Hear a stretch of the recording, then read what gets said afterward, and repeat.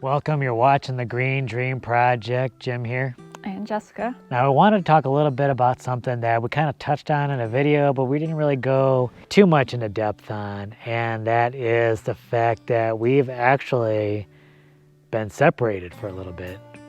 We've actually kind of lived kind of apart from each other for a little bit. So yeah, we've separated. Maybe not quite what you think. We'll get into the details here a little bit.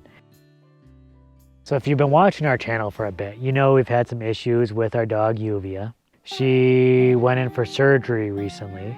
So for a while, she really kind of needed to be kept indoors for a bit, and she kind of really needed to be coddled a little bit, like kind of leash walks, making sure she didn't get too wild, making sure her under area didn't get dirty. She's kind of more of an outside dog, and we kind of just let her be outside for a lot of the time. But we decided the dome would be a really good area kind of for her to keep her restrained a little bit, keep her a little bit more clean.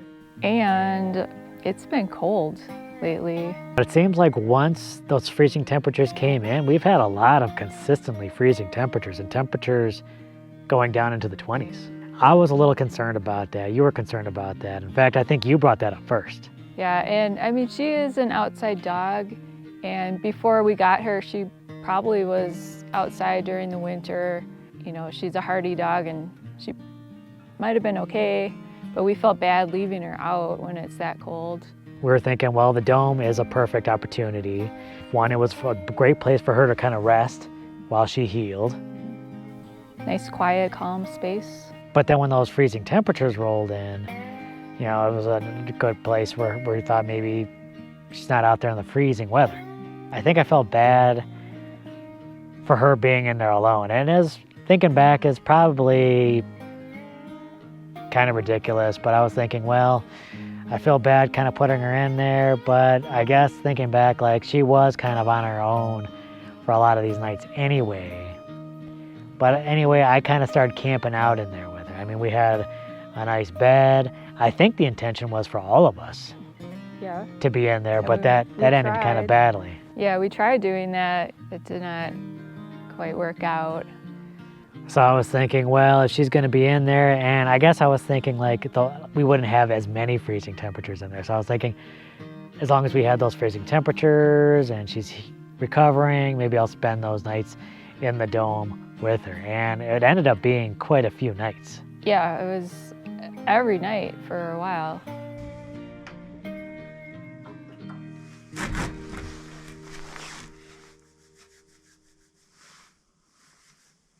You know, with all these cold temperature days in a row, I kind of figured it'd be like this, but the temperatures inside the dome are dropping. And I kind of figure heating will be more important than cooling actually with the dome. I tell you, it definitely wore on me. And I don't know how you felt, but for me, it was like the first couple nights maybe wasn't too bad. It was kind of like fun, kind of camping. I'm just gonna be honest, I like being in my own bed with my wife. And like, plus going in there when it was dark, I felt I was losing a bunch of productivity. I think there were things that I could kind of do inside the trailer, like some of the chores, washing dishes, doing some cleaning up, or maybe taking care of some business that I can't really take care of because you can't get online inside of the dome. You have no internet connection. Yeah. I was really missing my wife. I was feeling less productive, and that was really wearing on me real quick. I don't know if other couples can relate, but if you have a good relationship with your partner and you can't be with them as much as you'd like, that's difficult. You know, we've had experiences in the past where we were both working regular jobs and maybe it was different shifts and we didn't really get to see each other a lot. Didn't even get to like sleep in the same bed at the same time. Yeah. And I admit, I'm probably a little spoiled. You would think since we spend so much time together, spending a little bit of time apart at night wouldn't be such a huge deal, but it's a pretty big deal, and I'm spoiled. I can't get enough of this lady. I mean, it is nice spending time during the day too, but a lot of times we're busy during the day. We're working on different things or whatever. So those nights are really good times to connect. Yeah. So how did that time apart make you feel?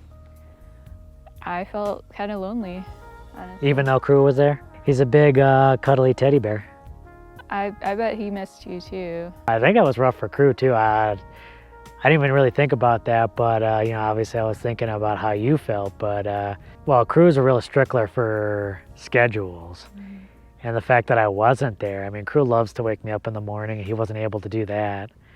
How do you think he was dealing with all that? I think it was most difficult for him in the evening, you know, with you not being there, before he kind of goes and lays down and goes to sleep. Like, he wants you to be there. He wants to know where everybody is. And so he would get real anxious sometimes, and then I would have to take him out. It's dark, walking around with like a flashlight and stumbling around in the dark, and I had to walk him around for a while before he would settle down. So I know he did not like that. But meanwhile, on the other hand, Lluvia loved having me there, I think, in the dome with her, because usually she sleeps outside, so I think for her that was like the best thing ever. Finally having a pack member be with her, but that was not sustainable. I feel like I didn't really want this thing with the dogs to really kind of come down on our marriage and kind of be a drag on the marriage. You know, the marriage is first, and the dogs have to be a second onto that, clearly. Yeah. That would be crazy. I mean, they're part of the family, but obviously... Marriage first. Yeah. So Yuvi's doing real well. She's healing up after the spay surgery. The stitches have come out. You'll see that in the upcoming video. She's doing real well from that. And she's healing up real nicely. And of course, like, so we couldn't continue sleeping apart like this. I had enough. And I'm like, okay, well, Lluvia is just going to have to deal with sleeping in the dome at night. And I think she barked and cried for like the first night. But after that, she's been fine. Yeah. She's fine being in there. I give her a Kong toy to kind of ease her in there. You know, these past couple of nights when I go in there, she's yawning and stretching, and you know, she's ready to come out, but she's fine with that.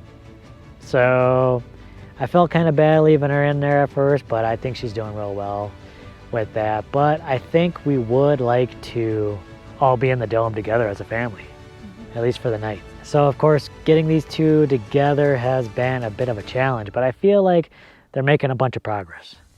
I think so. And I mean, obviously after Lluvia's surgery, there's that adjustment. She probably wasn't feeling well. I don't know if hormones are kind of fluctuating or whatever. So hopefully, like, as she's healing and things are settling down, maybe we can try to get them to get along.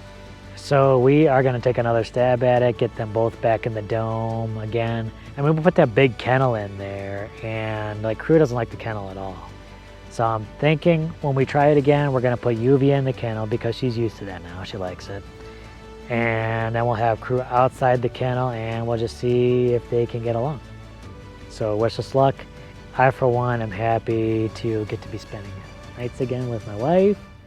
And hopefully soon we can all be together as a family, as one big pack. So wish us luck, y'all.